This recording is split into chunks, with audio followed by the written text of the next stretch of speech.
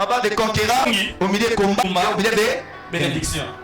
C'est pas le canal de combat qu'on parvient à expérimenter la victoire de la conquête. Le combat n'est pas un problème dans la conquête. Et le combat, c'est une solution dans la conquête. Il faut considérer le combat comme la voie de la solution pour la victoire de la conquête. Il y a certains résultats. Pour l'avoir, on a toujours ces résultats par la voie du combat. Conquérir, c'est s'emparer de quelque chose par force. Selon la philosophie du concept conquête, le mot conquête c'est un mot qui vient de la philosophie militaire. Ça se faisait dans des armées où il y avait des rois qui pouvaient arriver dans une autre ville et terrasse le roi qui est là avec son armée et s'approprier de la ville. C'est comme ça qu'on utilisait le mot conquête. C'est-à-dire la victoire par la voie du combat de la guerre. Cela veut dire on ne peut pas parler de la conquête sans résistance. Il y a conquête parce qu'il y a résistance. Là où il y a la conquête, il y a résistance. Et là où il y a la bénédiction, il y a combat. Alors c'est quoi la conquête? La conquête, c'est l'acte de transcender le combat pour s'approprier de la bénédiction. C'est encore, comment je peux dire, l'acte de surpasser le combat pour s'approprier ou pour vivre la matérialisation de la bénédiction. La conquête égale conquérant, combat et bénédiction. On t'appelle conquérant pourquoi? Parce que combat pour avoir la bénédiction. S'il n'y a pas de combat, tu n'es plus conquérant. Tu es conquérant parce qu'il y a la présence de combat.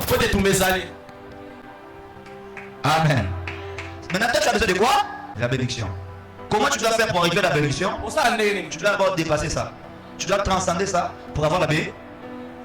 Nous sommes dans une génération où les chrétiens veulent s'approprier de la bénédiction, mais ils ne veulent pas affronter le combat.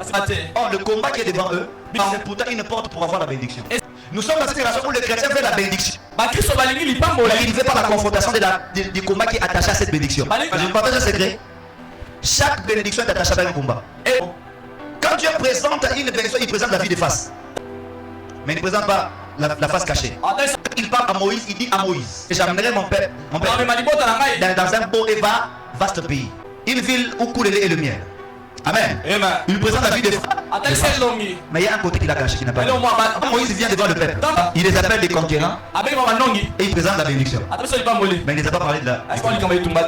Parce que quand Dieu vient vers toi, il présente d'abord la vie du combat. Mais la face cachée, il ne présente pas. Parce qu'il veut d'abord t'attirer.